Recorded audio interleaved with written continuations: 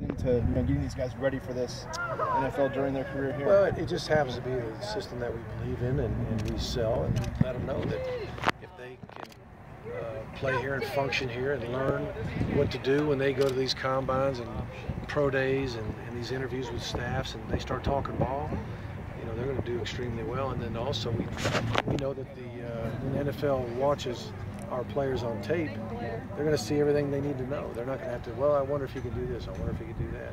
They're going to see them doing the actual things that they're going to ask them to do at the next level. So I think that it's a good selling point for us. You went through this process where you went from Miami to Denver. I mean, what's the biggest?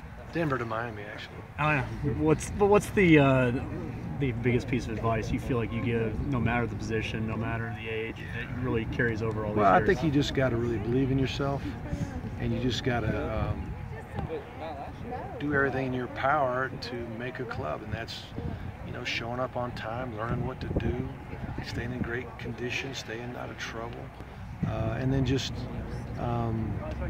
believe and trust, and then just put your faith in the Lord to protect you through it all, and just go. Are you pretty big on even letting the process kind of sink into earlier parts of the off season, maybe even during the season you have somebody that's played in the league or been around the league come in, talk with the guys about it?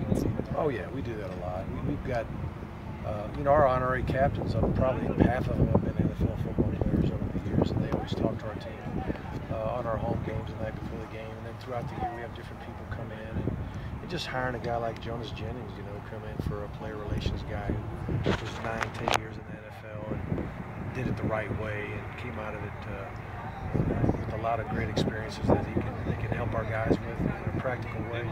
All that stuff's Coach, I'm curious. very important. How busy are you during this time fielding calls from scouts and just talking Well, about I your don't talk plays? to many scouts. Like a day like today, I do, and I had guys come up to me and ask about players and all that. But it's usually, GMs, head coaches, maybe a position coach wanting to know. But they want to know more about what kind of person is this guy, what kind of a teammate is he going to be, what kind of work ethic does he have. Are we going to have to worry about him off the field? And those are the kind of questions they want to know, because they see enough film to know what they're looking for. But they also want to know what kind of person they're dealing with. Coach, any thoughts on, we've seen a one-year kid retire this week and some of the early retires in the NFL. From the college vantage point, any thoughts on guys maybe safety and that? Well, I mean, it's just a matter of personal choice, and we had a pro scout, actually director of recruiting, come in and talk to our guys, and he said, man, it's one of the greatest temporary jobs you'll ever have. It's a temporary job, and he really emphasized education and even in your off seasons, prepare for the rest of your life, because there's going to be the rest of your life, even if you go 8, 9, 10 years, which is a long time. You're 30 years old, you're still a young man, you still got a long way to go in life, and you got to have a plan for that. Coach, if every SEC coach came out here and ran a 40 time, who do you think would finish at the top of that list?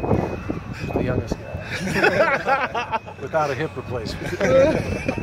I would think I'd be pretty close to dead last. Is it tough for a guy like Todd, because he's convinced he is enough to be out here able to show on the field today?